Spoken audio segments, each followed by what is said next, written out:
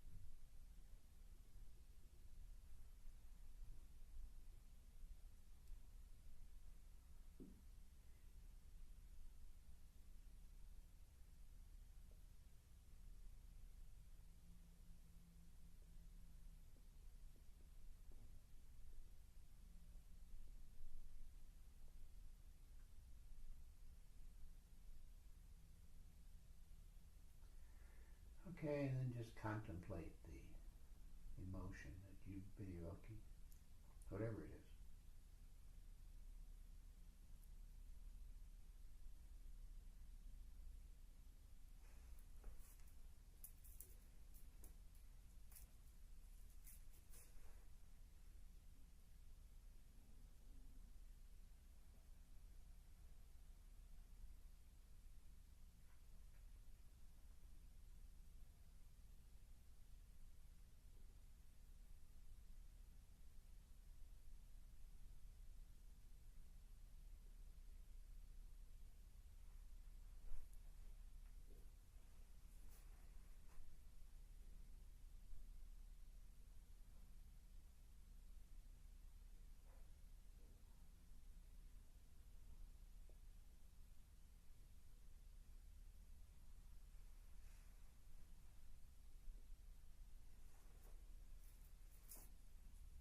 Okay. I mean,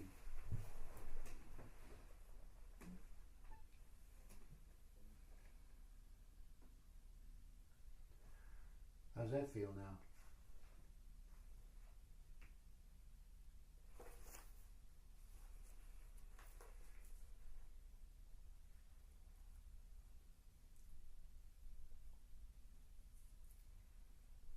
More spacious, but I don't feel know that I feel splendor, and I thought maybe we could talk a little bit more about splendor, or do some things that may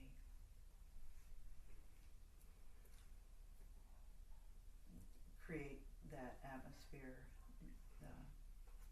You don't feel remembrance. splendiferous? Darn. Oh, if you, I'm sure that you have experienced this many, many, many times.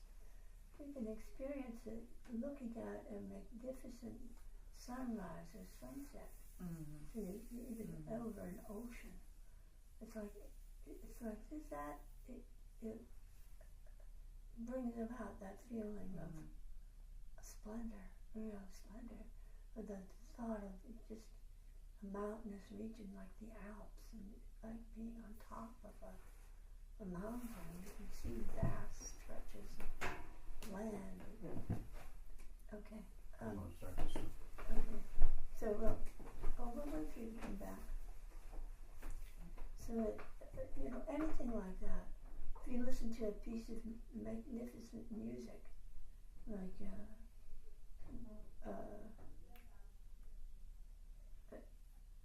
symphonic music, Bach, it's like, this is splendor. Yeah. This pure splendor.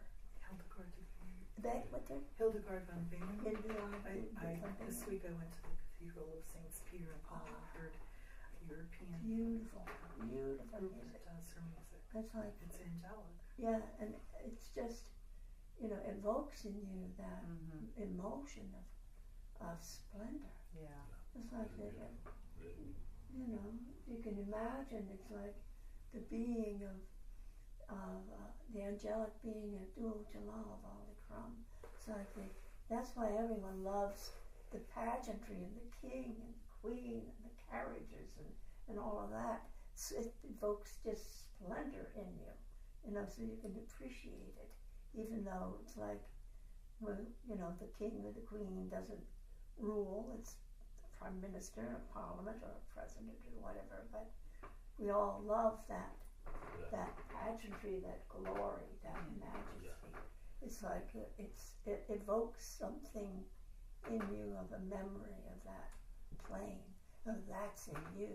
Because if it wasn't in you, you couldn't see it, you couldn't recognize it. So just use your imagination. People often use the what is it called? What do you call it? Landscapes of the soul. So if you could imagine flying above the clouds, and there may be, you could look down and see this old flock of geese going, and how the light reflects on the clouds, but you're doing the flying, you're soaring at that level, and what the light looks like, and what the whole thing. It just so you would just have to use your imagination to experience it, or simply listen to some absolutely beautiful, profound music. Yeah. That music that touches off that thing in your soul, you know.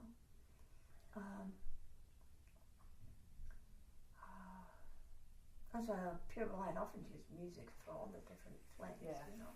So Yes. because we respond so readily to sound, to beauty, and to beautiful, magnificent music, and not just beautiful music, but music that stirs your soul in a profound way. Okay, so you continue. Okay. You continue. All right. I'm just thinking that we were at the Met on Friday with Isabella, our granddaughter, and it's such a delight to spend time with an 11-year-old girl who loves museums and bookstores. Yeah. But you're in the Met and you're looking at this art, and you're looking at the desire of humanity to adorn, to decorate, to display, to describe, to in some way give voice to that that deep, powerful emotion, the need to create. You look at stuff that's come from 2000 BC, and still people were adorning, right? They were making things that were beautiful. So beauty and splendor are part of the human soul, and we're continually. So that's an expression of six-plane reality, right there in the Met. And every time you adorn something and you want to make it pretty, you're expressing that aspect of divine intent, divine awareness. I'm sure you probably have also experienced that as you're a magnificent drawer, artist, and as you're creating something, it also stirs something in you of something grand, It's like, so you have plenty of references. Yeah. Yeah, I guess the idea is to when you read about these, it's like when you read some of this metaphysical material, you go, oh man, I'm not way. there. Yeah, no way. Right? It's like when you read the levels of initiation, and I think I've mentioned this before, when I read about my level of initiation, I'm like, that's not me. No way. No way do I meet any of those requirements. But part of my being does. Right? Mm-hmm. Yeah. Or maybe, some part, I don't know. Because we have to interact with all of it. Yeah. We interact with these very refined states, and, we mow the lawn. Mm-hmm. Or, vacuum, or wash the dishes, cook dinner. Chop wood, carry water. Yeah. Yeah. Okay, moving along. Before enlightenment, after enlightenment. Right. You still got to do it. So the divine glance then cuts through the perspective of the faction that is the human, the personal, with another perspective, and the consequence is that one sees the cause and the purpose behind every situation instead of just seeing the situation. And that is the precise meaning of Alim. Would you read that again, please? The divine glance cuts through the perspective of the faction that is the human, the personal, with another perspective, and the consequence is that one sees the cause and the purpose behind every situation instead of just seeing the situation. And that is the precise meaning of Alim. Okay? Now, there is actually a practice that you can do to enhance that experience. That perception. Yes. And it's called Chagall of love. You know what Chagall is, right? Where you go like this, breathe in and out the right nose. Are you familiar with this practice? Okay. So put your hands down and he's going to describe it. So you put your thumbs in your ear flaps, your index finger on the suborbital ridge over you don't press on the eyeball, just on the suborbital ridge. Your middle fingers control the nostrils and your last two fingers on the mouth, thus closing off all the orifices in your head, all the sense organs. Now, ordinarily, you hold your fingers here, you inhale in through the right nostril, hold your breath, turn your eyeballs upward, tongue up to the soft palate, and then you exhale out the right nostril. That's a normal Chagall practice, right? This practice is a little different.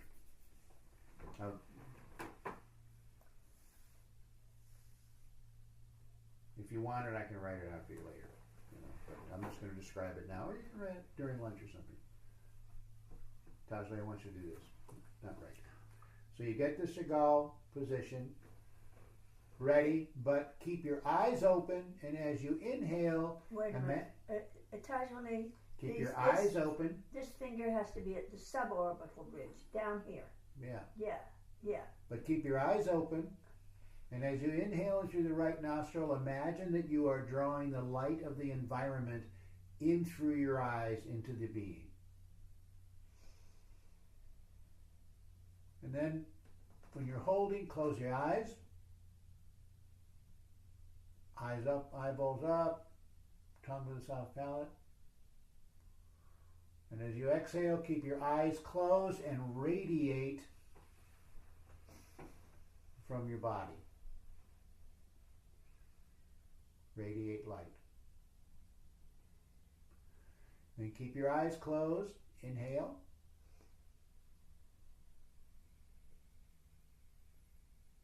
Hold.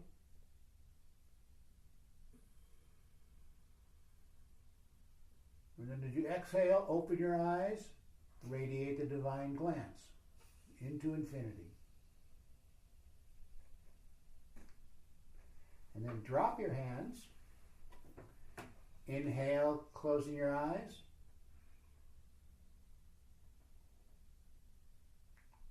Hold. And then as you exhale, radiate out the heart, the third eye, and the crown, keeping your eyes closed.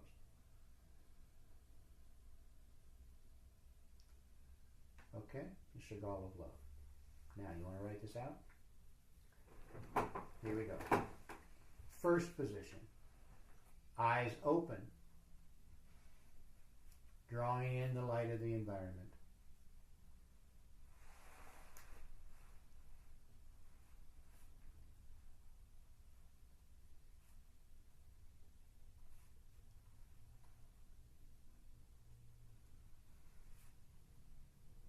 Okay, and then hold, eyes closed.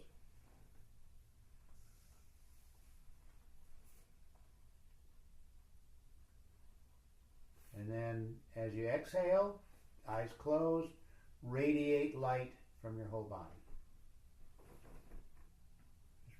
Radiate divine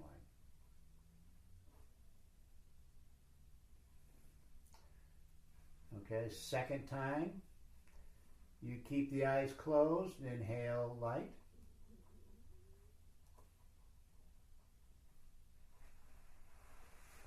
Hold.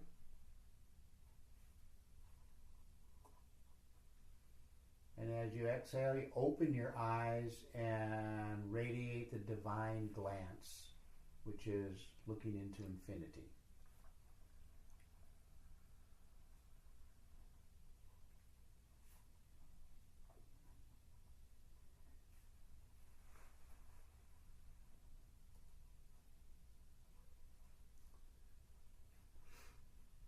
And then the third time, hands away, no hands.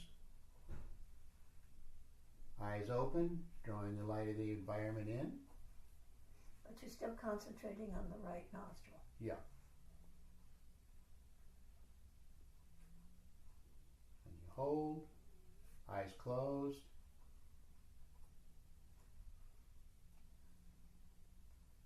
And as you exhale, radiate out the heart, the third eye, and the crown, keeping your eyes closed.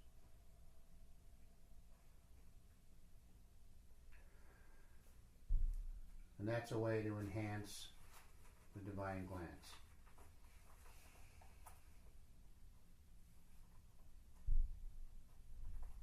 However, I want to caution you, and those of you listening to this recording, do it once a day, that's it. You don't want to do this practice more than once a day, otherwise you get too spacey.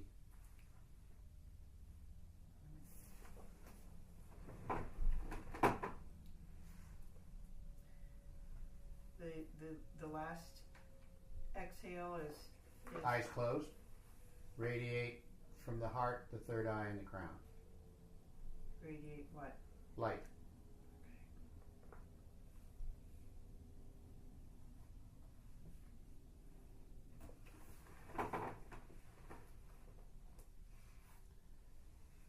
Okay, we can take a break now for lunch. Oh, okay. Wonderful. It's 11:45. Okay. And return when we return. 11:45 now? Okay. Well, let's do noon prayers.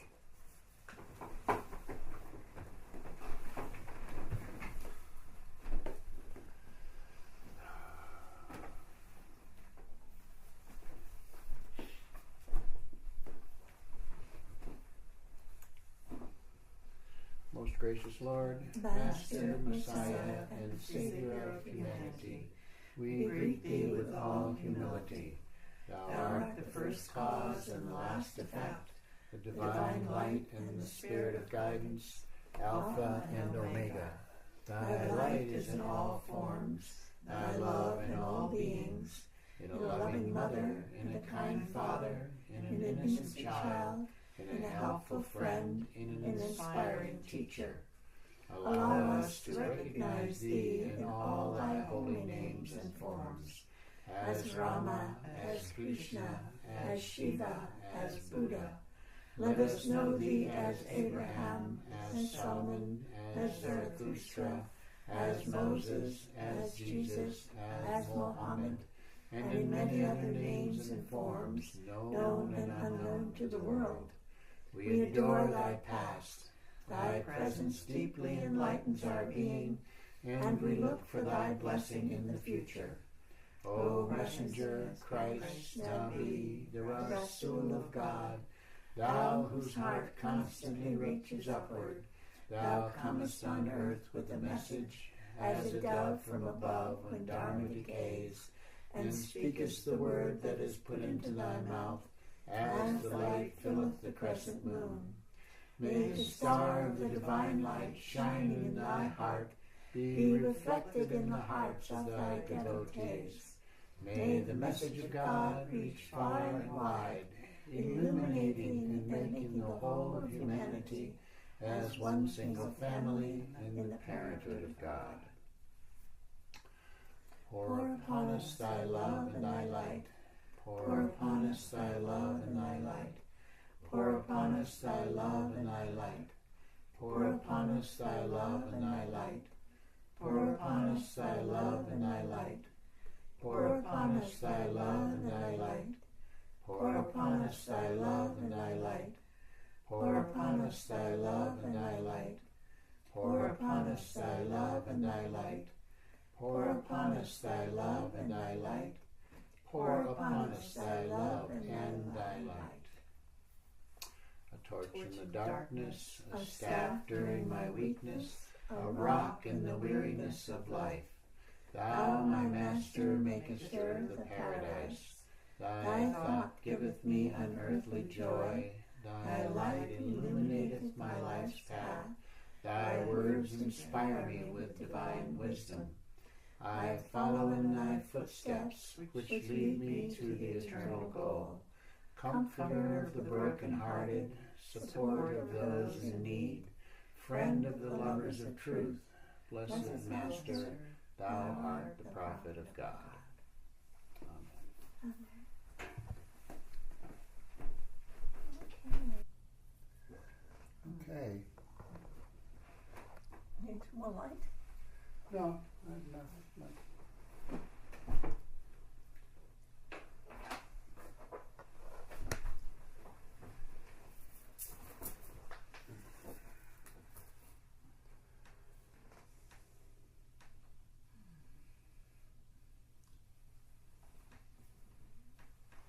So what I want to start off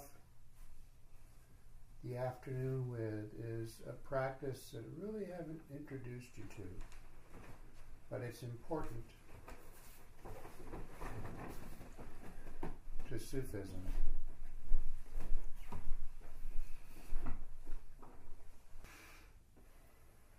Almost all of our practices are active in some way. You're doing something. You're reciting a mantra or a wazif, you're doing zikr, you're concentrating on some kind of breath practice, concentrating on chakras, whatever, you're doing something. What we're going to do now is do nothing. Just sit in silence and quiet the mind.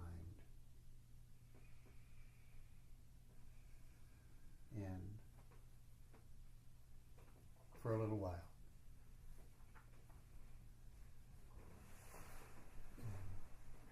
You want to get to a place where your mind is still and isn't being pesty. So let's see how that works. And for purposes of this recording, I'm going to pause the recording now so the time interval will not be noticed. Okay. How long do you think that was? 5 minutes?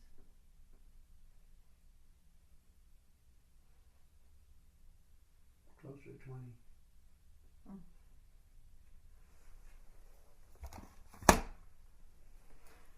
We definitely have curious minds. Don't we? I can't see the clock because the cup's in front of it.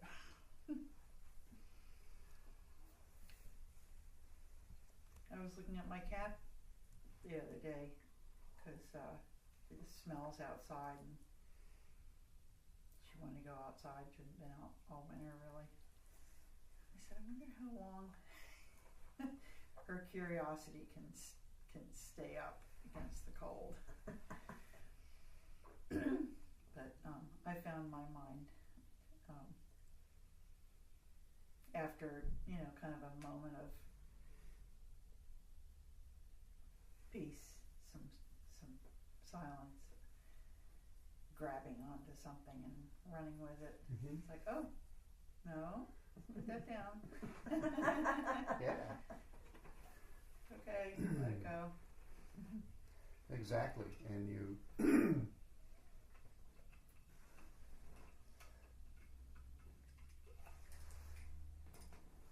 and you learn discipline. Or your mind learns to accept discipline, which is important in this work.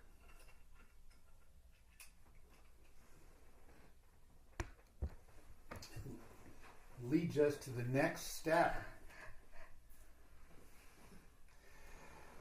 In this lesson. What gives one the ability to let the divine perspective break through one's perspective, excuse me, is, are you ready?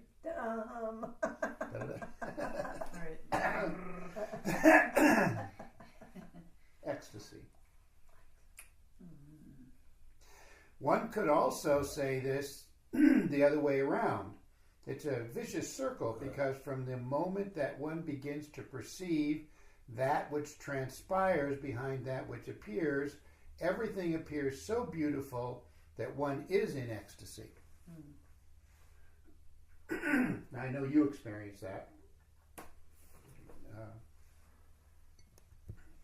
Do you ever experience that? Are you doing okay? Yeah. Yeah. You think I've experienced it? I know you do. You just get caught up in looking at something and just look at it. Oh yeah. Could just be a shift of colors or Oh yeah. some shape that's appealing or Oh yeah. Yeah, I guess I do that quite often. yeah.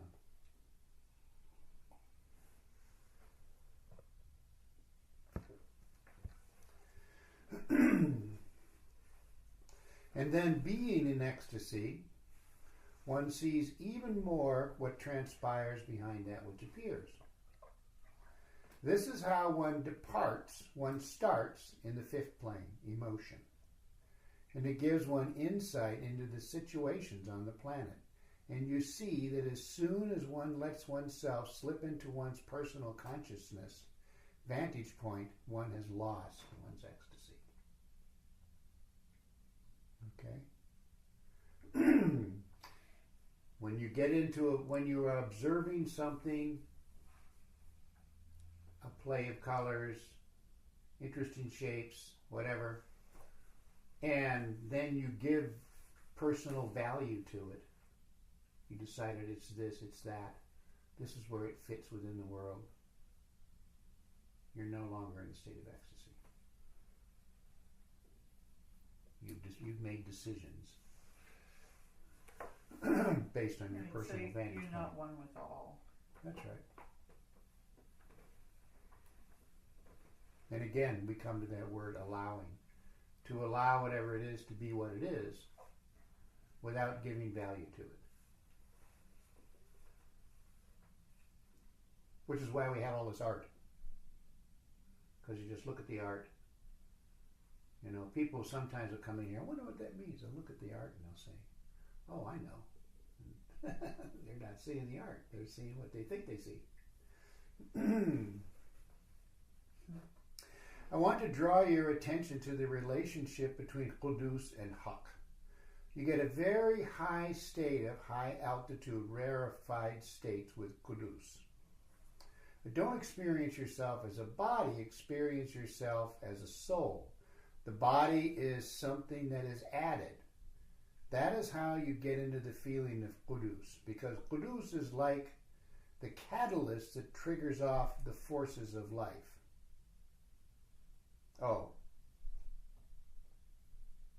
I think he meant high, rather the relationship between Qudus and high. But he said Haqq. Yeah, I know he said Haqq, but I'm right here. But high is right down on the first plane, energy. Right here, it's high, not Haqq. Someone transcribed it wrong. Oh. Relationship between Qudus and high. Oh. There is a practice, you know. It's a very common practice to give to people. It's Ya Qudus, Ya high. And then there's another practice, which I'll often give on retreat, but I don't generally give it individually, is where you go, Ya Qudus, or you don't even do the Ya, you just go Qudus, Ya high.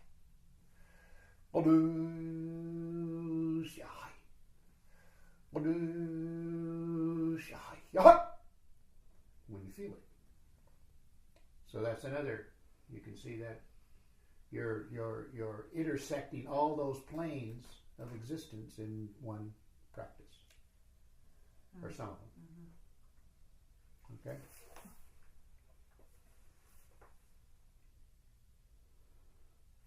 Do you want us to do that practice now? Yeah, I want to finish this Okay. paragraph. Murshid speaks about the human spirit, not just the spirit right up there. He speaks about the human spirit, that is, standing for what one believes at the cost of death. That's the human spirit. And of course, you see that what it does to a person is that it makes a person truthful. And that is the rapport. Oh, it is between Qudus and Haqq. You must have meant Haqq. Okay. That is the rapport between Qudus and Haqq. So, yeah, let's try to do that. Now here's the deal with this practice, is that as you're doing it, you decide when to say Haqq. You just, you just feel the moment. And at first you kind of have to force it a little bit, I suppose. At least that's my experience. Your experience may be different.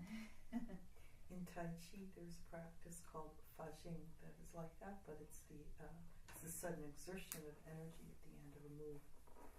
Oh yes, I've heard of that. Yeah. I've read about it. I don't know if I've ever done it. Maybe I have. I don't know. Okay. I would like to balance this state of peace with a state of arousal, exaltation, glorification. We just did. Yeah, I'm very excited. Both of them are needed in order to remember what one is eternally. It's not what one was, it is what one still is and will always be. I don't know whether all of you do feel like, on the one hand, you are the man or woman of the world who needs to answer responsibilities, and on the other hand, there is something in you which would like to be the priest or the priestess. Somehow, you could figure yourself participating in the great cosmic celebration. It might even be that for some of you it would make the ultimate sense. I remember once attending one incredible cosmic celebration. That's what I call it. It was a service where the representatives of different religions were invited, the gurus of the time, in the 60s. It was in a Catholic monastery and was an Orthodox service, and somehow I felt, well, this is it, the ultimate sense of the universe. One comes out of that transformed, full of zest for the marvel of life. This need in us is expressed in a sense of bewilderment before the marvel of life, despite all the flaws and disasters. Behind it all, there is a miracle which is overwhelming. Sometimes scientists are absolutely overwhelmed by the intelligence. They also call it the elegance behind the programming of the universe. At moments like that, celebration, you realize the tremendous privilege you have to be invested by all of this bounty at all levels of the universe. There comes a moment where one recognizes in oneself what Christ called our divine inheritance when he said, "Be ye perfect, even as your heavenly Father is perfect." What he was saying is that all of us do carry within ourselves the divine inheritance. We may not be aware of it. In fact, if we're not aware of it, we have a very bad self-image. The real breakthrough is the moment when you can actually earmark in your being the seed, your real self, and the plant, your personality. The qualities get limited in your personality, but if you are able to shift your notion of yourself, your sense of identity, from your personality to your real being, you will discover qualities that are so sublime. This is where you have to overcome that kind of false humility. Humility is important in order to protect us from megalomania. False humility denies who we really are. We have to reconcile the greatest pride in our divine inheritance together with the humility of what we have made of that inheritance, or even the limitations to this perfection which are written right into the nature of life. Instead of exulting in the marvel of the universe as one imagines it to be outside oneself or beyond oneself, you exult in the investiture of that glory, that splendor in the very seed of your being. Now you can say, "Oh God, thank you for having invested me with such splendor." Thus endeth lesson 41. Oh, wait a minute. You went back? That's it. I went back to what? I didn't go back.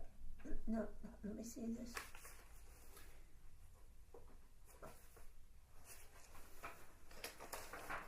Let's see it. Wait a minute. You did the page 5 Oh, is in front, as I told you.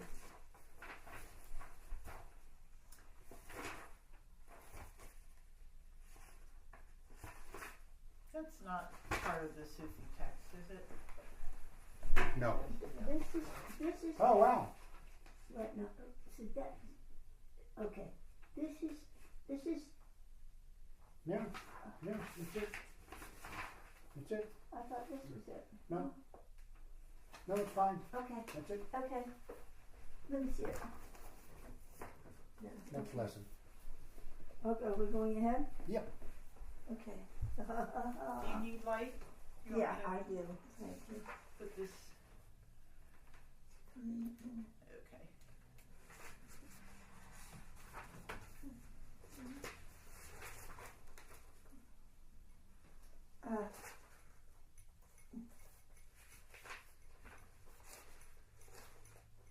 That's it. Planes of existence and lesson 41. Yeah.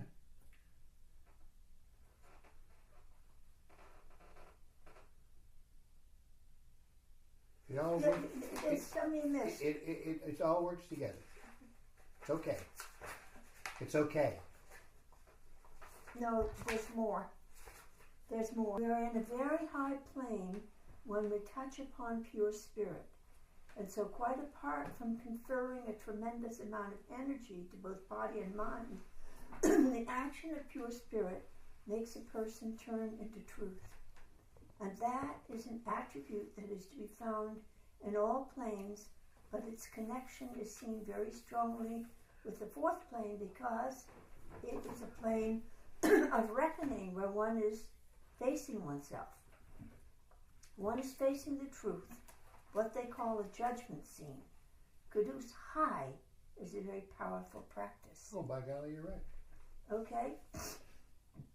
Another practice is Yahad Yawajid, which are the two ends of the spectrum, of the spheres.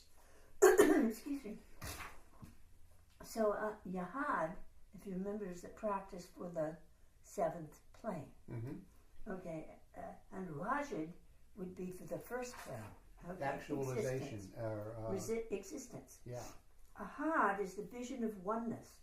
It is easy to see in an ant nest that the ants are not really individual beings, but they are all the cells of that one ant nest.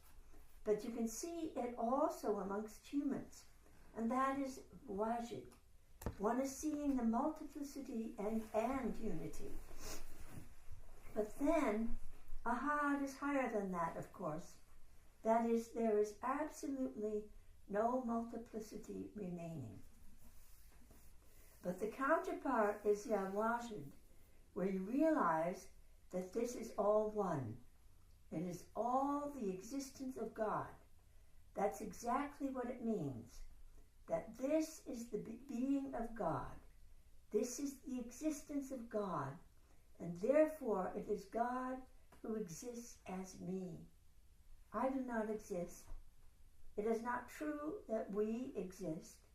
The only truth is that God exists.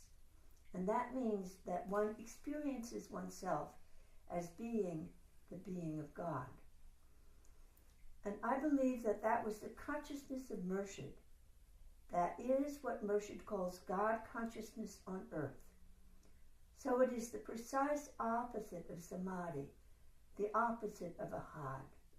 It is seeing the unity of existence, not the kind of crowning unity in the never, never up there, but it is right down here. This is where the unity is, despite all the differences. It's all God. And when one realizes that one is the being of God. And the consequence is that the divine qualities begin to come through. In fact, maybe one might say that this is the secret of unfoldment. It is to cease thinking of oneself as a personality, because there is limitation there, but keep on being aware of the fact that one is the divine being. And the more one is conscious of being the divine being, the more the divine qualities come through. Okay, so latest in Yahad Yawajid, okay? Okay.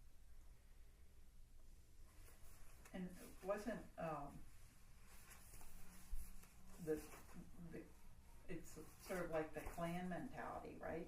I mean, man was of Yeah. that. It's a community, Yeah, yeah. of that, which I'm not. I don't know that that's still. We have a little Really- clan right here. Yeah. You know? Yeah. Yeah, we've gotten away from Some people, you know, around the world there are such things. a lot of people have family reunions, you know, so they have their, Well, we're thinking just in terms of the West, yeah. you know. Around the world, the villages and whatnot are very important. Yeah. Well, even Yeah, your identity with your city or the place where you live, you know. Your You sports were team. born in a certain place and that's your, That must be one reason people get so attached to sports teams. yeah, It's a sense of identity, I Place. suppose. belonging, yeah. Sense of place. Yeah. Okay, lesson 42,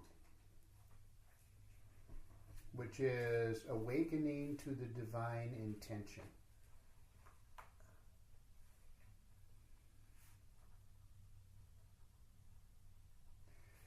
Abdul Jabul Nafari says that awakening to the divine intention is a revelation. There's no use trying to understand the intention. It is revealed to you when you have given up trying to understand. Okay. If it can't be the object of your subject, then you can entertain it by your will. There is no use trying to understand it, but it is revealed to you according to your readiness to understand it. Put that in your pipe and smoke it. Right. You'll understand it when you're ready to understand it, but there's understanding it is a waste of time. Apparently. Is that what it says? Something like that. No. More or No. less. Okay. I would say that somehow that readiness is linked up with one's dedication. My sister told me that it is a principle in the Secret Service that one is only allowed to know that which one needs to know, which is true with all intelligence services. Need to know principle. So if you are dedicated to a purpose, there are things that you need to know, and they are revealed to you. But you can't expect to know unless you need to know. Need to know is linked to your readiness to be of service. Now, can anyone see a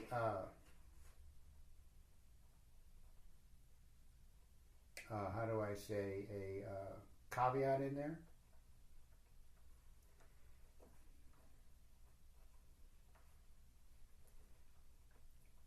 I don't remember what caveat. Is that a contradiction?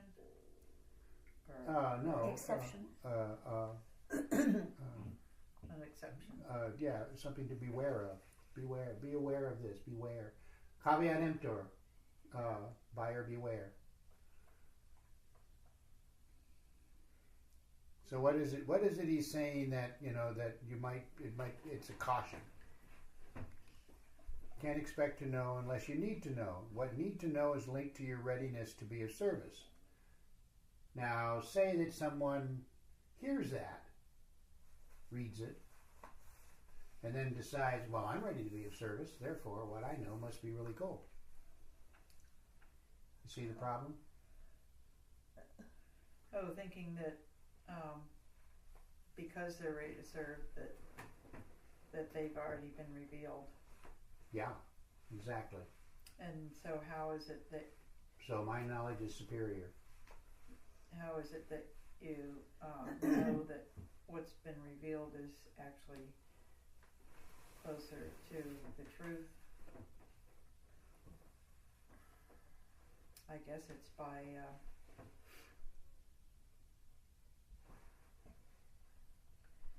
well, it's revealed rather than learned. It definitely usually feels more natural. Can you trick yourself into thinking that it feels natural? Sure. Yeah. Yeah, that's the deal. That's what you have to be aware of. Okay? The revelation comes when you loosen those ties to the need to know. That's what he said. Or, yeah, the need to know. Yeah. Yeah. Okay. Then the need to know becomes a true thing rather than a, I don't want to say desire, I guess desire on your part. Yeah, I guess that's a desire works. You know, something, some kind of expression of your own ego's assumption of purpose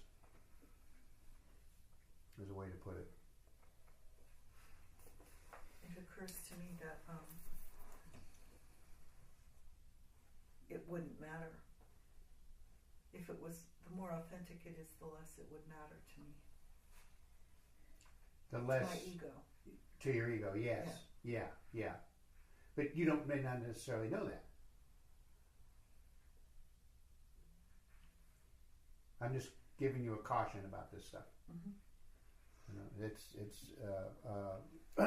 very important to remember that your being is also constantly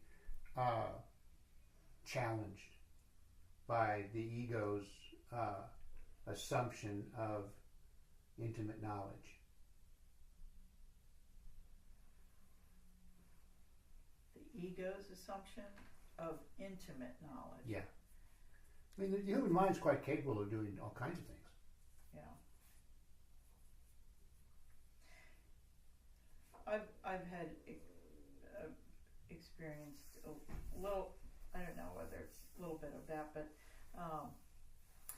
you know, in looking for places to work, you know, like in a day I'll stop at 5 different places, you know, just to say, you know, do you need work? Can I fill out an application? Or that kind of thing. And there's one place that is near me, and it's a salon spa, and there was a possibility there, and I was wondering to myself, am I tricking myself about? Because I was sort of asking myself, where do I need to go to work? You know, can I be? I was asking for guidance to be shown where, you know, a good place to go to work. And then this came up, and then I was thinking, well, am I tricking myself? Because it's not a great place. I mean, it's a spa, a salon, and a spa. So for me, you know, it's not really my ideal of what a great place would be. But I was thinking, well, I'm going to go ahead and go through with it, and I was thinking, is my mind, you know, saying, oh, well, this is going to be a good place, and tricking me when it's really not a good place. But well, you don't know. The thing is, you don't know. Right. It could be a great place, and you could be of service to a lot of people. Yeah. You know. Yeah. You just don't know. So. So what happened? No, they're going to call me this week, and you know, ask me to come in to do a trial. Then you'll find out. Just use your intuition and see what it feels like. Yeah. It's I mean, ultimately, what you do, you're in a room. It's intimate. You're by yourself with your client. Yeah.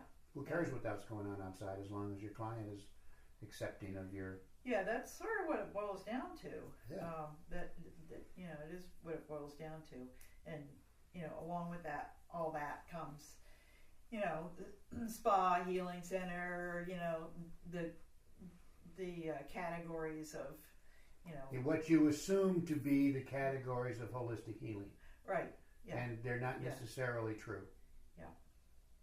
So Healing can take place anywhere. Right. That's what I'm, you know, been, you know. Yeah, that's the struggle, isn't it? Yeah. You know, I mean, because I ask for guidance and you know, I try to get out there and. They send you to a barber shop. Okay. Okay, here we go. The link is between dedication and power. The same thing is true about understanding, as in power. Somehow, what the Sufis say is the word uns, that one is invited into the intimacy of the king. Uns. Uns. How do you spell it? U-N-S. Uns. Oh. What one means is that the people around the king are apprised of the policy of the strategy which is kept secret. So to be in the intimacy of the king means that you have access to the secrets of the divine intention. Okay, this is a kind of a deep point. Symbolically speaking. No, not symbolically. It's real. It's very real. Okay. There are things that we know that we don't tell you, and that's just a fact. Mm-hmm. Okay, the idea is that can't tell you. Not possible. Or we could tell you, and you wouldn't hear it. I've had that happen to me. Mm-hmm. So after a while, you begin to get the idea. This is only you get this when you get it. Okay, and that's just the way it is. And you just once you accept that, again, it's once you accept that, then the knowledge starts to come. Interestingly enough. Mm-hmm. There are the popular stories that you find in Sufism that tell about that very inadequately. For example, Moses was learning from Khidr, and there were people being drowned, and he wanted to go and rescue them, and Khidr said no because they would have killed other people. I'm not very happy about that story. But what they are trying to say is that there is a method in God's madness, and we just have to know that it is difficult from our point of view to understand what the intention is. It seems absolutely contradictory or defeating. Some things happen that are so terribly unacceptable. How could God have wished that? I actually. Oh yeah, I was a long time. This is how I learned this lesson. Many years ago, 10 or 15 years ago, one of my Muris came to stay with me, and there were two of them. They were on their way to a march in New York City, protesting something or other. They wanted me to go, and I was trying to explain to them that not only did I not want to go, but I could see how what was taking place was important. Even though, and oh my gosh, you would think that I was advocating, I don't know, sex with dogs or something. It was just horrible. You just got screamed at, and I don't ever want you to be my guide again. Oh my God, you're just a terrible person. Oh yeah. Because you wouldn't go. Well, because I was trying to explain how I could see that it was important that this whatever they were protesting take place. And so you're actually supporting them. No, I wasn't supporting it or denying it. Oh, they were protesting. They were protesting. Oh, and you thought that the thing they were protesting. Well, yeah, and if they wanted to protest it, it was okay with me, but yeah. I didn't feel that way. Yeah. Okay. Because that was also necessary. You see. Not only the activity that was taking place, but the protest, and so there's this struggle, this conversation that humanity has with itself constantly. Like we are in a big conversation right now about human rights.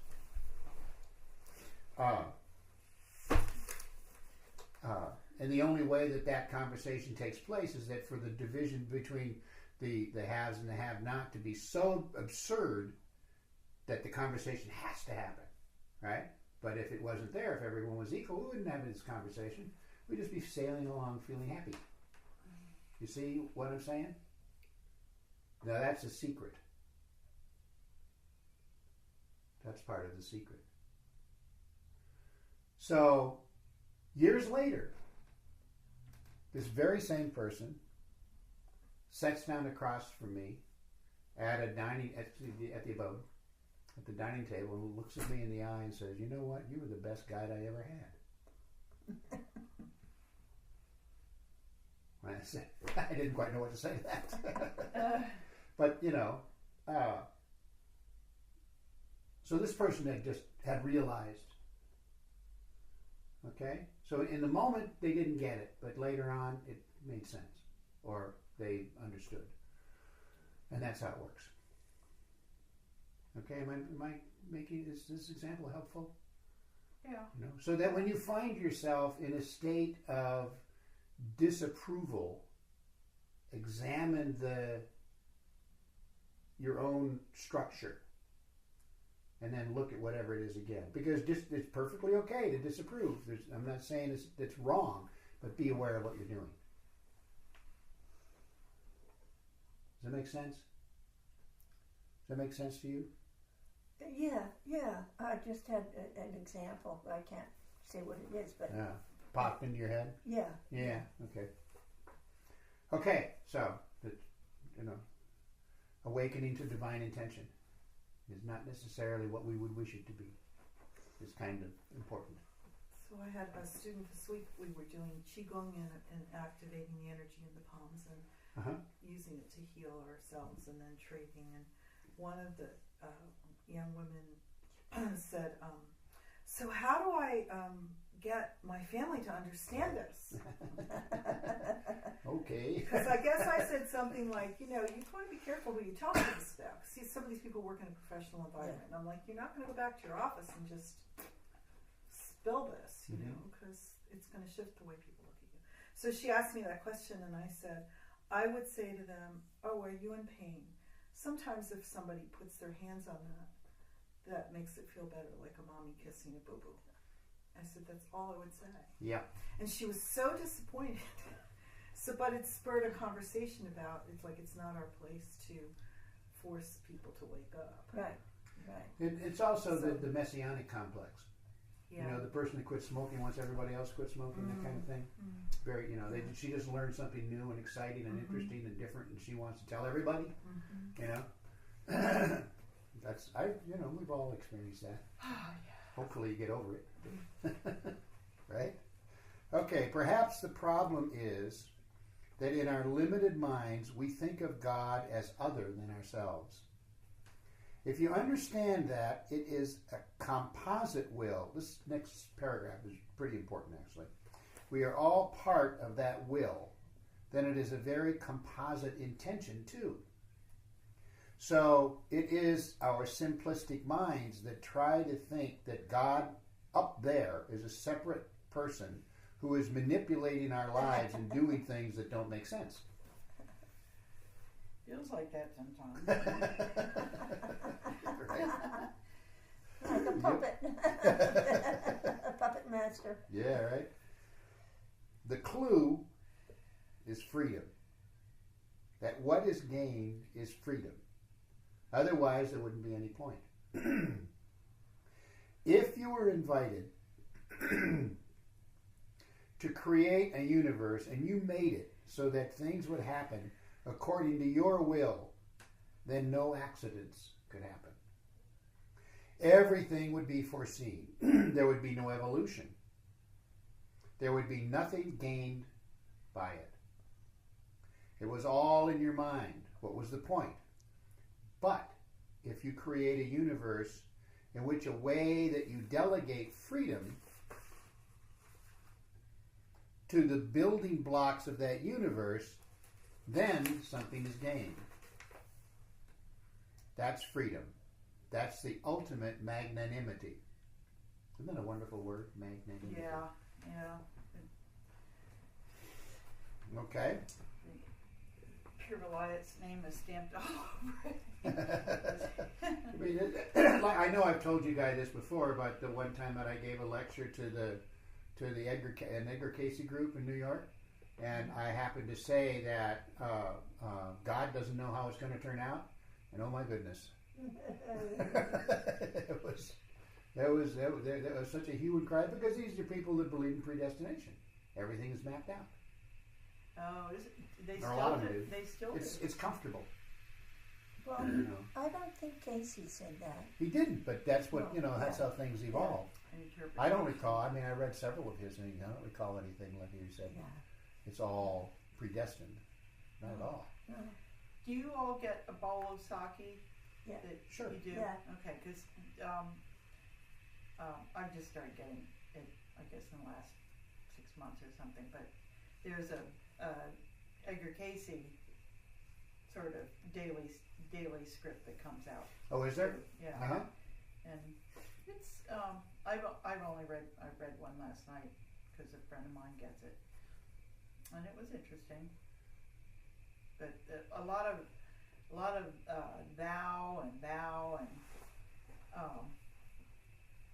Well, that would have been, his King James Bible version of reality. yeah. I was Yeah. going to say it's very very Bible-like. Yeah. Yeah. He didn't make no bones about the fact that he was, a believer, so to speak. Of the Bible. Yeah. His first revelation was when he was a photographer. That's what he was. A regular commercial photographer, taking pictures of babies and weddings and stuff. Mm-hmm. And he was tired one afternoon, and he laid his head down on the table, and he happened to have he laid his head down on his Bible. Mm-hmm. And when he woke up, he realized he knew the whole thing Wow. by heart. He I just knew didn't it. know that. Suddenly he could just chapter and verse, and it's not something that he knew. Suddenly he knew it. Oh, So wow. that was the beginning of his Wow. awareness that there was something going on, Yeah. that he was tapped into something extra. I didn't realize that. Yeah, you should read his biography. It's very interesting. Yeah. Yeah, he's an interesting guy. You hand, what's the name of it? Gosh, I can't think of it. I used to have a copy, but I think I gave it to somebody. What? Edgar Casey's the biography Biography. by that, Prophet in his own country. something like that. Yeah, Prophet in his own time. in his No, own I was country. thinking about country. Something about prophet isn't recognized Mhm. in his own country. Okay, you hand over the most precious thing that you have, which is your free will, to other people. This is when you create the universe with the sense of magnanimity. That's true of any institution. Instead of being a dictator who governs it, you give a certain amount of freedom to people who are within it so that they will develop their own potentiality. Which is what Pir Vilayat did with the Sufi order. Okay? If we try to assess our lives from the other end, from our personal vantage point, there is no way that we can understand it. We must be very clear. Okay? We try to assess our lives from the other end, from our personal vantage point, there's no way we can understand it. So what does that mean when you're assessing your life? You have to be from a very high vantage point, right? Can't be personal. So Because then if you assess it from a personal vantage point, you're always going to assess it from your attitudes, right? I'm a good boy, I'm a bad girl, I do this, I do that. That was done to me. This was done to me. Yeah. self-judgments. Yeah, exactly. Yeah. You want to be from a very, very high point of view. And so would Yahad No, I wouldn't do that practice for that kind of thing. There'd be other practices I can think of will get you that place. Ahad is not for that. Not for assessment. So I would say, first of all, that in awakening to the divine intention, you give up your assessment. That is still negative. Secondly, perhaps the clue is in that middle mind, which is in the creative imagination. If you were to make a statue, for example, you would find that in the course of making the statue, you saw things, discovered aspects of the statue that you didn't see or couldn't have prefigured before making the statue. In other words, it's discovery by doing. You know that famous statement of Michelangelo's? What is it that I don't impose my will on the piece of stone. I allow the stone to tell me what it is, Yeah. something like that. Yeah. So being creative in your life is a way of making your awakening to reality, or making your awakening a reality instead of sitting back and trying to assess your problems. So being creative in your life is a way of making your awakening a reality instead of sitting back and trying to assess your problems. Oh, wow. Whack, whack, whack. Well, that's an interesting statement because we just come through an age that emphasized psychology and wherein you had to go and assess your problems, look at your history, assess your problems, and that was the message of the time, the age. Still is. Yeah, well, it's shifting. So I believe it's shifting. So what you're saying is that the creativity will give you an entirely different perspective or experience. Yeah. Through creativity rather than Yeah, exactly. One of the things that I tell Backward-looking, clients and myriads is that, people tell me their stories and how awful they've been treated or the very difficulties of their life or, abuse Excuse they have accumulated and things like that. And that's all, that's important information. And then what I tell them is, okay, that's your texture. What will you do with it? You can view it as something extremely negative and difficult to deal with, or you can just view it as your equipment, your Raw The- material. huh? Raw material. Your raw Yeah. material. Thank you. Yes. Right. Yeah. If you look at it that way, that changes.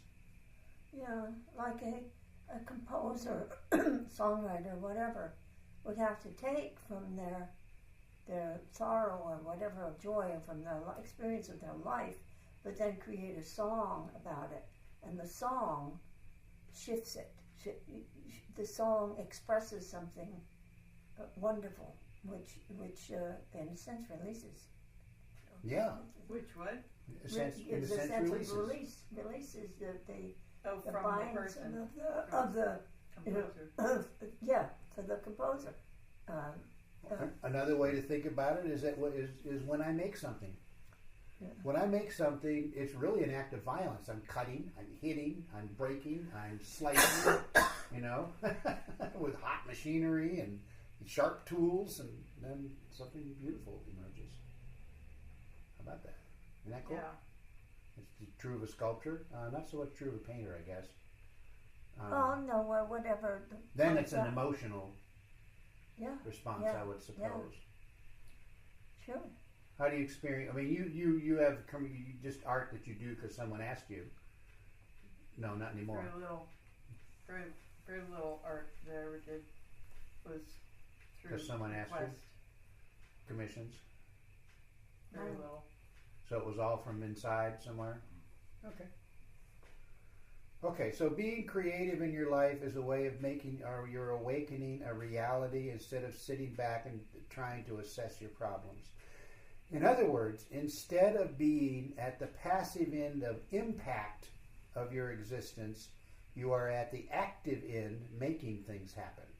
Mm-hmm. Using your structure, your experiences as raw material rather than as a way to enhance your self-pity. So this would be awakening in action. We can understand that samadhi would be awakening away from the existential realm where you will know more and more about less and less. Awakening in life would be knowing less and less about more and more. Okay. Let's follow this up with some of the practices. Sit up straight. Are these CFL? No. Normal, regular, plain old tungsten bulbs. You want to turn it down? You Are can they turn them. tungsten? Yeah. Is this? Press the button. The CFL bulbs don't work in these kind of lights. I've tried them. They won't turn on. Nope. That's just Press and hold. press and hold. I had. Just hold it. Well, that's It the point takes a where it second. goes out. It takes a minute. Takes a second. Just hold. There. you go. Good. Thank you. Now sit up straight. Remember what I said. If you are very peaceful be clear about the fact that at some time, and it's a definite time, you were conceived. Prior to that, you were not the same as after you were conceived. So let's say that something has accrued to you of that moment in addition to what you were prior to that.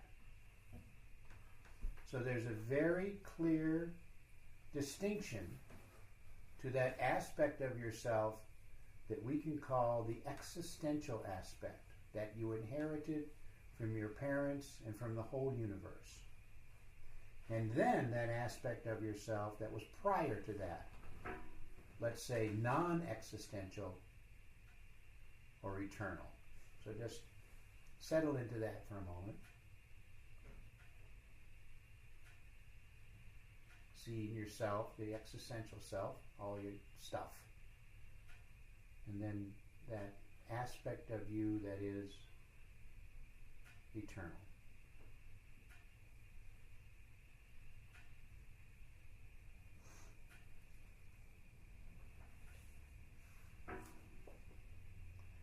So, the great clue in meditation and to awaken a sense of samadhi is to totally question that your existential being is the way you think it is.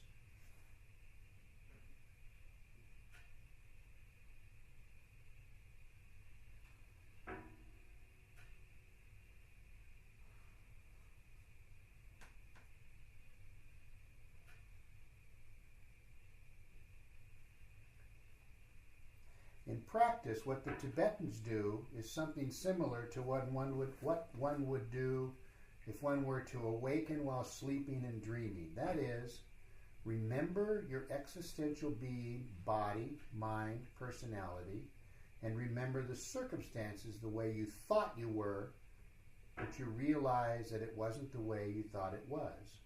So you have awakened to what seems like a dream. Now the experience seems like a dream to you. Remember how it seemed, but you think, I was caught in a hoax.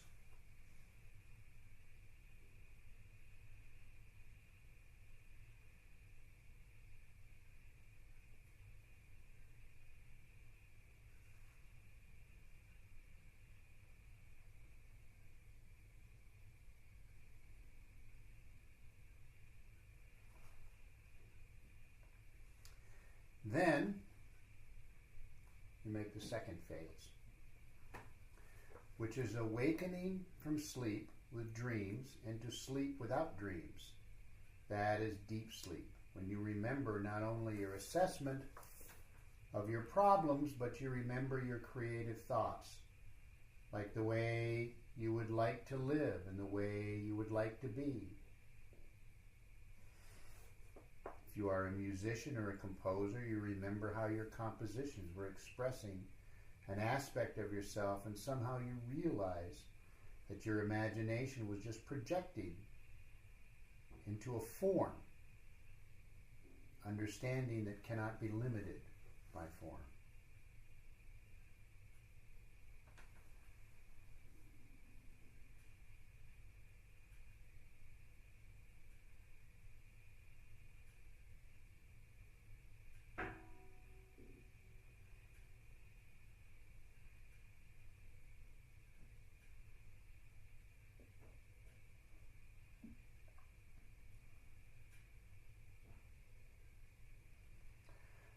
So awaken from the dream world into deep sleep. What the Tibetans are saying is that while you awaken from one stage to the next, in order to be able to move to the next stage, you need to keep in your mind the void. It's not an altogether void, because the space is filled with neutrons. There's some kind of voidness that is difficult to explain. Your creative ideas are merely projections, much the way your dreams form. It's a form that parlays something that is beyond form, so it's a secondary reality. The essence is what is behind perfection. behind the form. Perfection.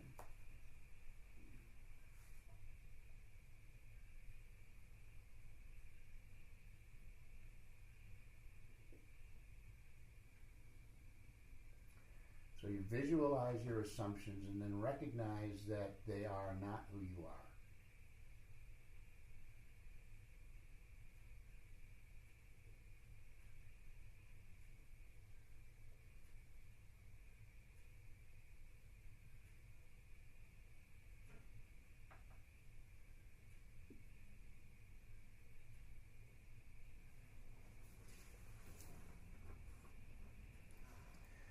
Now, if you follow this up, there's a further point. This is a very difficult point to reach, and that is that when you forget that it's a void, you go through a dark night, and then you awaken beyond the dark night. That transit is what most people are afraid of. In the first stages, one still remembers the physical world. One questions one's assessment. One remembers one's metaphors. One questions their validity. But one still remembers them. But at this next stage, forget them. So you are not conscious of the environment at all, not conscious of your thoughts, not conscious of yourself. That's the dark night. That's the transit. If you make it through that transit, then you impinge on a state of awakening. But it's just very difficult to pass that stage because you have an instinct of self-preservation, and the experience defies our sense of self-preservation. So just think that you are in deep sleep, so that even your dreams, the physical world and your dreams appear now as dreams, fantasy, or whatever, Maya.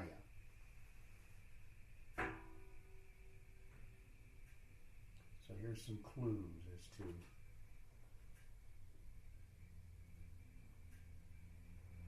how to work on your meditation.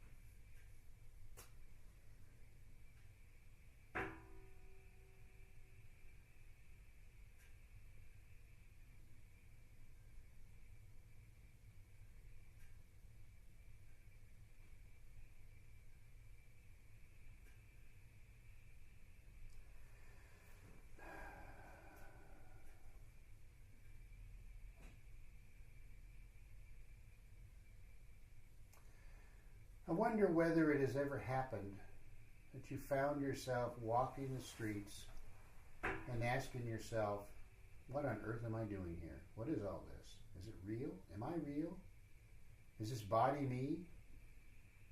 When you reach that point, you think you are going crazy.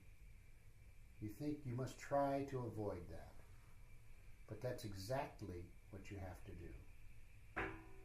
The strong moment is when you think, I've been caught in a hoax all this time. All of a sudden I have awakened. I see that everybody has been caught in that hoax as if everyone were dreaming and I'm awake. That used to happen to me when I was making my retreat in that cave in Jerusalem. At night they would kick me out. I wasn't allowed to stay at night. I would walk on the streets thinking, what are all these people doing, walking on the streets here and there like flies in a bottle? They have no idea what's happening. They are just caught in their trips. That's how you feel. I used to be like that too. And now I'm awake.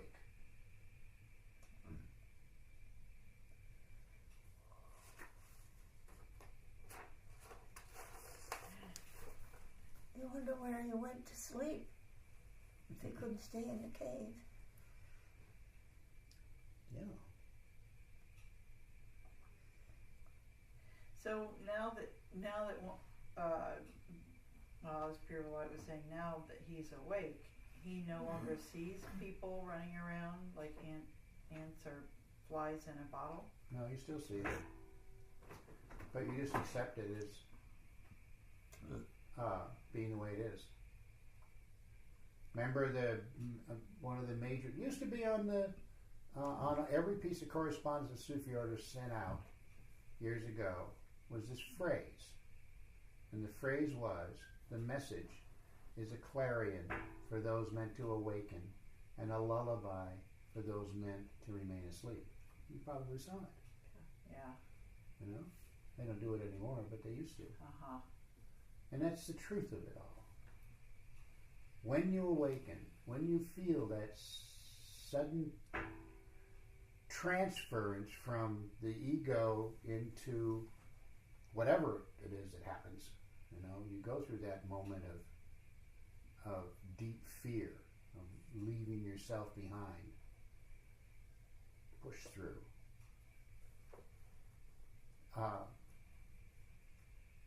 The awareness of the existence of other people. It's not a state of pity. It's more, initially it's a state of, wow, why don't you get it? And then after a while, it's just an acceptance and an embracing of others without any kind of judgment.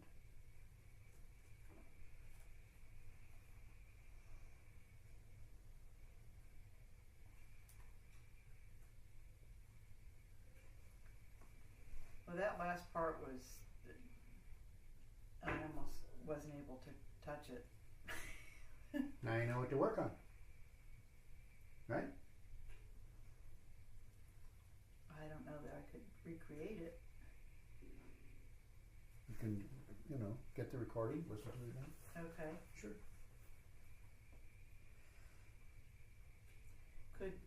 Would anyone else like to share? Yeah, I had difficulty with it as well. Yeah. Yeah, I did. I must admit. But that's all right. It's like I figured I'll get it when I get it. As the saying goes, right? Yeah. Yes. It's like you get it when you get it. Sarah, did you? Which part? Any of them.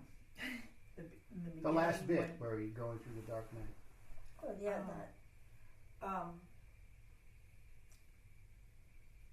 I was contemplating things that I've experienced and wondering if they were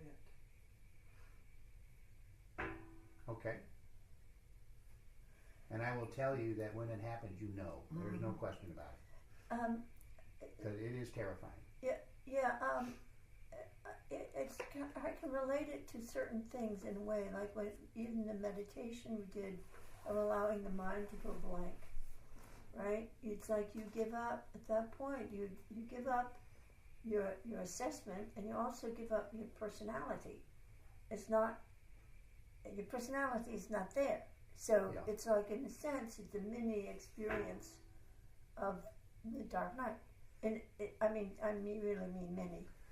So just trying to relate it to other experiences that we have on a maybe a smaller basis, like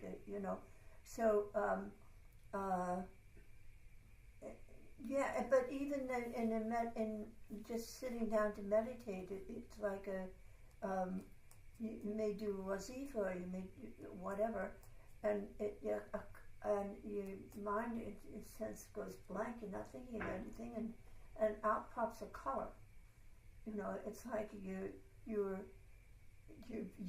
something is being revealed to you that you haven't created. There's a revelation in that color, and the color also affects your whole being. So it's in a sense that's a breakthrough into something else. A realization. All right. So it's like there's this just gradual shift into it, but I don't think that I've experienced this on a major scale. Okay, let me put it that way. Okay. Like I say, you know it. There's no question. And I will say that the very first time that it happened to me, I wasn't expecting it. It was absolutely terrifying. And then I just pushed through. Well, I can't say just. I pushed through. And I was just in a state. I don't, you know. Yeah. And then Yeah. when I came back out of it, my very first thought was, why did this take me so long to get? It's so natural. Yeah. That's the interesting thing. I don't think in my experiences, I don't experience this terror that No. we're talking about, you know. So I can't really particularly relate to that. You go to a completely different place. Maybe. Yeah. Maybe. But Kimberlite was talking also about the Dark Night of the Soul and St. John of the Cross, and he was a bad boy, and saying what he was saying in the monastery, and they would lock him in a closet. It was his punishment. So it was like, in a sense, that was his dark night of the soul that he had to get through. It was like not having no escape there, and finally someone took pity on him and brought him, opened the door and gave him a rope ladder, right? Right. A rope ladder, and he made his escape. He climbed down the rope ladder, right, and went to St. Teresa. St. Clair. No, St. Saint Teresa d'Avila. D'Avila. Mhm. Teresa d'Avila. Who was became his teacher. So yeah, so he had that breakthrough there, you know. But it's like, you know, it's just, well. It's a fun story to read, Yeah, actually. yeah. Dark Night of the Soul by. You guys haven't read this? You read it, right? Yeah, I haven't. You have read it too? No. Oh, you No, should. haven't. It's good. Okay. It's called The Dark Night of the Soul? Dark Night of the Soul by John of the Cross, yeah. Oh, by John of the Cross. Mhm. Well, it's your translations, but you know, you could probably get a copy on ABE for $1. You know, it's been published for who knows how long. Okay, that's how Hazrat Inayat Khan describes awakening. Actually, the real hoax is that, well, Hazrat Inayat Khan doesn't use hoax, the word hoax, but he does use the whole thing that he was saying. The real hoax is that one is caught in one's mind. For example, a man thinks he's a king because people say, Your Majesty, and he's sitting on a throne, so he thinks he's a king. Then suddenly he's thrown off his throne and he wonders if he's a king or an ex-king or what he is. He's only an ordinary human being. Or an old man thinks he's old because he's got white hair, and some people think he's old. It's in the mind. You think you're old. For example, a young man thinks he's poor, but doesn't know that his father has put a fortune in the bank for him. It's all in the mind. It's like one of the things that we remark between the two of us is when we see people who are younger than us but look older. You know, they'll come in here and they'll look like they're ancient, and they'll sit down at the chair and they'll fill out their application for whatever it is that they want to quit, and we'll realize they're 45 or they're 50. You know, you don't say anything, but you can see that they've decided But they're old. they're old. Yeah. Okay, in psychotherapy, you will find that people are caught in their assumptions. Now, I would say that the positive way then of countering the negative aspect would be to say, I am pure, luminous intelligence. Intelligence becomes consciousness when interfaced with the existential underpinning of my being, and then I forget that I was intelligence. That's what I remember. So, you can do a practice like Ya Nur Ya Alim. Right? Luminous intelligence. And Nur Ya Alim. And keep thinking of the light that's in, that is the truth of your being and the intelligence that rests within you. And just work on that, for instance. And that is the moment of breakthrough, which the Tibetans call the clear light of bliss. That's what I am, luminous intelligence. Everything else is something that has been added. It's scaffolding, underpinning, support system, body, mind, personality, all of that. That's not what I am. I am pure intelligence. So, for example, you walk on the streets of New York and you say, so you think you are walking in the streets of New York, but nonsense, you are pure intelligence. Or somehow you are flapping that body in the streets of New York, but that's not who you are. You are pure intelligence. That's being awake. So you see there's a shift in one's sense of identity. Now, how do you do that?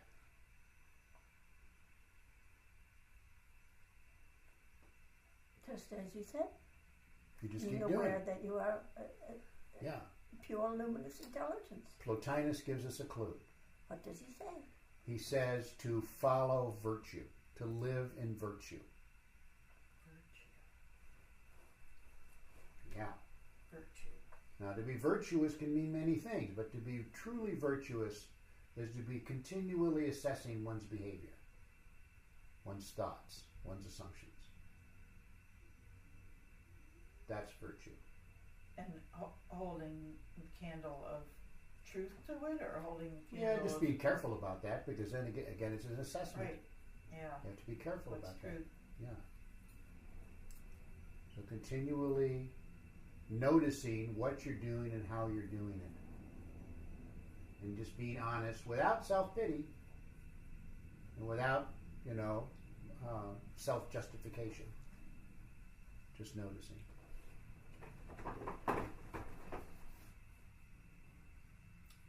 Okay? Living with virtue. Plotinus. Yeah. That's his main practice.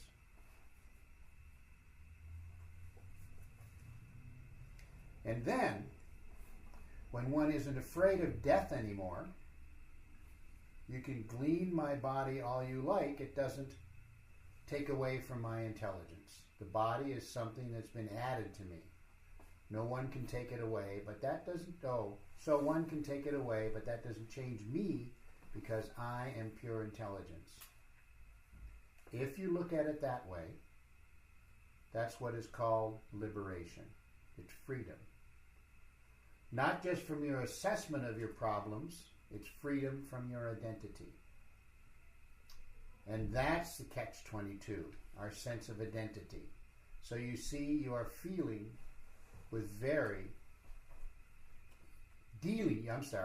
dealing with very ultimate things. I've often wondered if Pierre Vlad ever actually saw the movie Catch-22. Maybe. Or I guess it's just part of the lexicon. Now, when you awaken, the energy that comes through is an enormous. I can't. I need to up the light. Yes, please. You have to turn it off and turn it on again. Now, when you awaken, the energy that comes through is so enormous that then you can heal. So why try anything halfway? Go for the big thing while you still have a chance. Life is short. Believe me, when you reach my age, you realize that it is really short. Every minute constitutes a choice. Why waste time playing bridge? That's my personal feeling. Use your time well to discover your part in the divine intention. Okie dokie. Very well done. Okay, Oh boy. that's a lot, huh? Yeah, a whole lot. It's like 5 full meals or something. Next weekend we will finish this up. Or next time we meet. Assessing what you're doing without judgment. Yes, no, observing. Observing. Yeah. Okay. Continually observing. Noticing. Isn't that called shahad? Muhasaba. Shahad is sort of also shahad. Yeah, it's an aspect of shahad. It's a witness. Yeah. Shahad is a witness. So you're correct. The actual action is called muhasaba.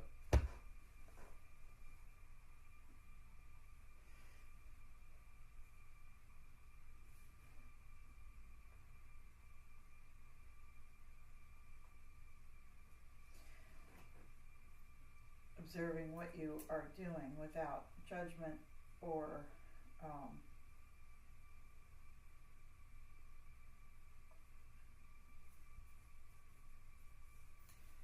assessment, opinion, attitude, self-pity, okay. self-aggrandizement, righteousness, all that stuff. Be as neutral as possible.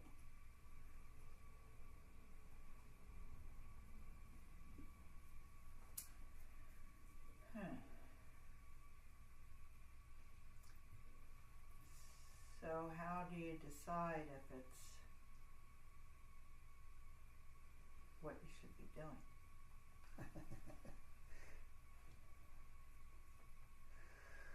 I guess if it feels good. From the point of view of virtue.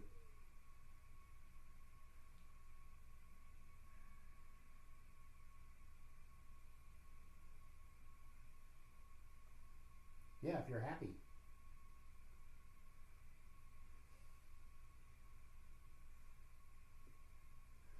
On the other hand, there are moments when happiness is not the point. That something needs to be done, so you have to do it. Right, yeah. That could be. Lots of stuff. Yeah. Washing the dishes. Yeah, sometimes washing the dishes can be a pleasant task. Really? Yeah, when I'm at other people's houses, it's much more pleasant than when I'm at my own house. Is that what happens? Yeah. Interesting. Absolutely. Okay. Sometimes, very, very inoccasionally, but I can feel good about doing dishes at my house, but usually it's... Can we do a little zikr? I think we should do a little zikr. Yeah, that'd be good. Okay.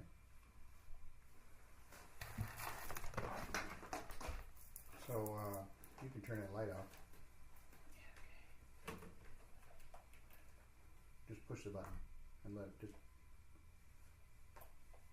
There you go.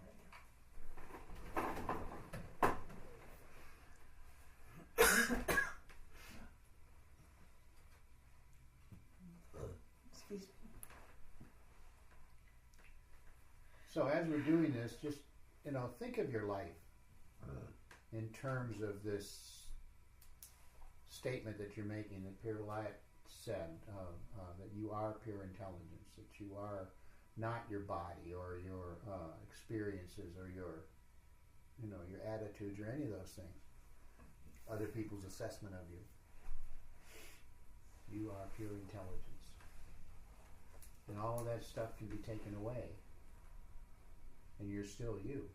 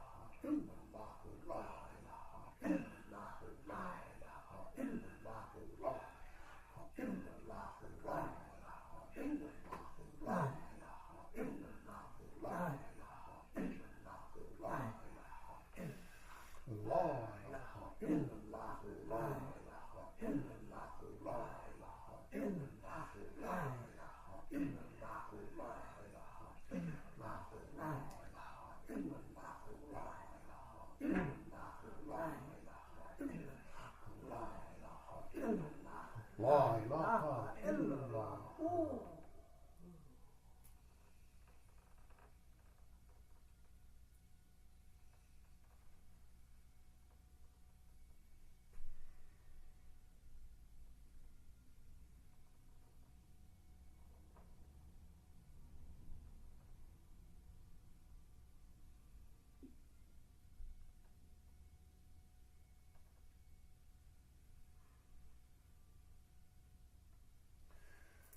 Okay, let's do evening prayer.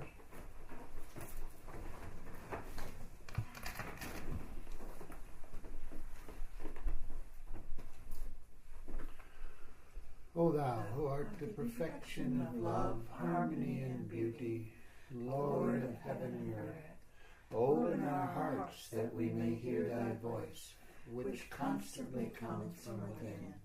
Disclose to us Thy divine light, which is hidden in our souls, that we may know and understand life better.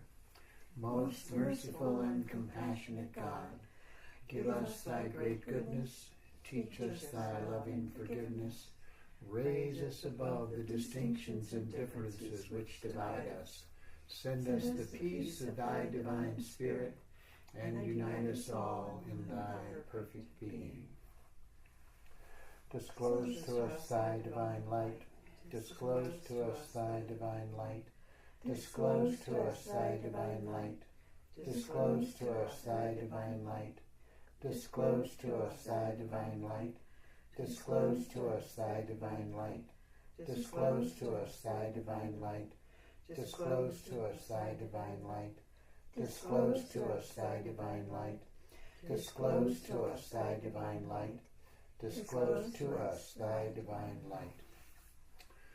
Warner of coming dangers, awakener of the world from sleep, deliverer of the message of God, Thou art our Savior, the sun at the dawn of creation, the light of the whole universe, the fulfillment of God's purpose.